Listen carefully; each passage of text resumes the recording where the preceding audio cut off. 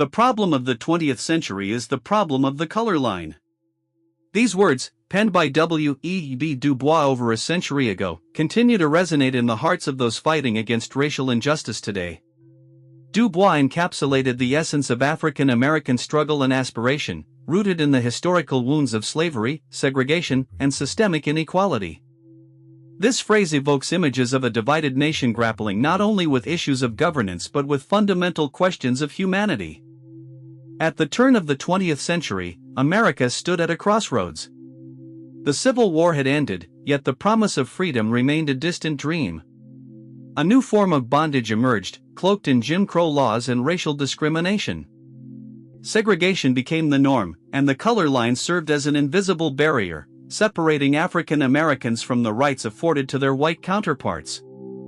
In this climate of oppression, Du Bois emerged as a voice of clarity. Born in 1868, Du Bois' early life in Great Barrington, Massachusetts exposed him to a world far removed from the harsh realities faced by many African Americans. His academic brilliance led him to Harvard University, where he became the first African American to earn a Ph.D. Yet, even in these hallowed halls, the color line loomed large. He experienced the disconnect between his intellect and societal perceptions of blackness. This duality would shape his writings, particularly in The Souls of Black Folk, where he laid bare the psychological and social struggles of African Americans.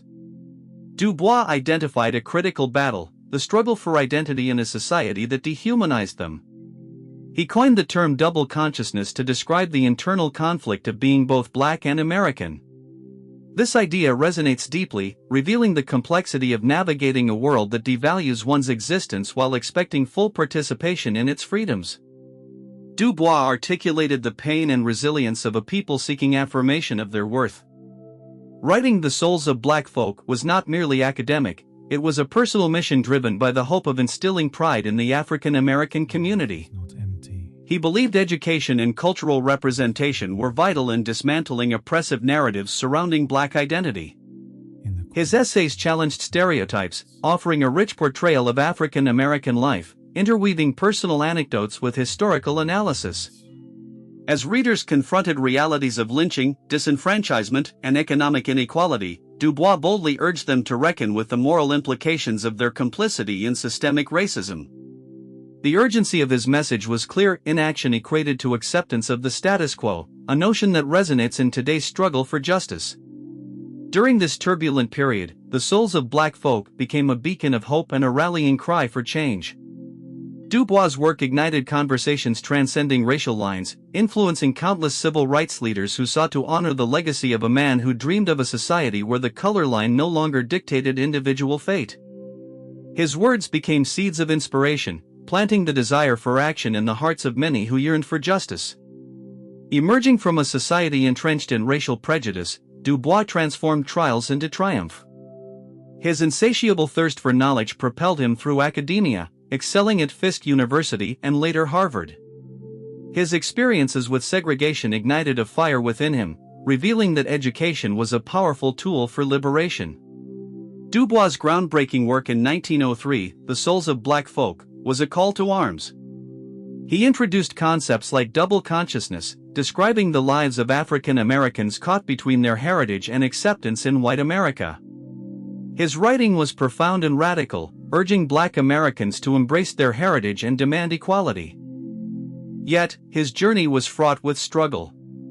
He faced opposition from both white society and within the African American community, epitomized by his debates with Booker T. Washington over strategies for achieving equality. Their disagreements underscored the complexities of the path to equality. Washington's emphasis on vocational training and economic self-reliance clashed with Du Bois' call for liberal arts education and civil rights activism.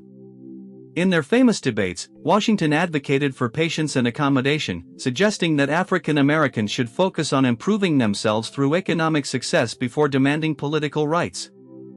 In contrast, Du Bois argued for immediate civil rights and the pursuit of higher education, believing that political power was essential for true equality.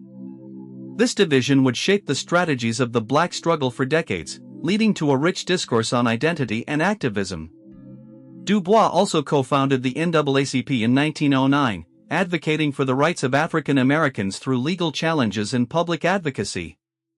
The NAACP emerged from a convergence of activists, including white allies, who recognized the dire need for a unified front against the rampant injustices faced by Black Americans. Through its founding, Du Bois helped establish the organization's magazine, The Crisis, which quickly became a crucial platform for African American voices. Each issue brimmed with literature, art, and fiery discussions on race, galvanizing a generation of Black intellectuals. The magazine became a sanctuary for Black talent, showcasing poetry, essays, and news that highlighted the struggle for civil rights, providing a sense of community and shared purpose. His travels across Europe, Africa, and Asia fostered solidarity among oppressed communities, recognizing that the fight for justice transcended borders. In a time when colonialism still held sway, Du Bois sought to connect the African American experience with global struggles against imperialism and racism. He engaged with leading figures of the Pan-African movement, arguing that the liberation of Black people was not solely a national issue but a global imperative. Du Bois attended the first Pan-African Conference in London in 1900, where he articulated the shared struggles of people of African descent worldwide and called for the end of colonial rule. In his endeavors, Du Bois exemplified resilience. The challenges he faced fueled his passion for change. He believed in education and the transformative power of collective action. Ultimately, his contributions laid the groundwork for future generations of activists and scholars. His insights on race and identity resonate today, reminding us of battles still to be won. Du Bois' defining moment came with the articulation of double consciousness. This concept crystallized the internal struggle of African Americans navigating a society that perceived them as inferior. His work opened a window into the psyche of those living under systemic prejudice, revealing a staggering complexity that speaks to America's narrative. He described double consciousness as a two-ness, a feeling of being both American and a person of color, forever caught between two worlds. As he wrote, one ever feels his two-ness, an American, a Negro, two souls, two thoughts, two unreconciled strivings. Du Bois illuminated this internal conflict, describing how African Americans grappled with their cultural heritage while striving for acceptance in a country built upon ideals of freedom and equality that often excluded them. This duality highlighted the psychological toll of racism, igniting self-awareness and empowerment. In a society that often demanded conformity, his teachings encouraged African Americans to take pride in their unique identities, fostering a sense of community and collective strength. His legacy extends far beyond academia. His call for civil rights and societal change resonated deeply within the hearts of countless activists. Du Bois envisioned an integrated society where racial barriers dissolved, creating true democracy. His unwavering commitment to justice inspired generations, propelling the discourse on racial identity. He famously stated, "The only way to deal with racism is to recognize it for what it is, and to fight against it with all our might." Reflecting on his legacy today reveals the continued relevance of his insights against systemic racism and social injustice. The urgency of Du Bois' message challenges complacency, reminding us that the fight for justice is ongoing. His teachings beckon us to reflect on our roles within this narrative, urging active engagement in the pursuit of a society that embodies equality and respect for all. As we consider the implications of Du Bois' contributions, let us embrace the complexities of identity and work toward a society that honors inclusivity and mutual respect. The invitation is clear: rise and advocate for a world free of prejudice, where every individual can thrive.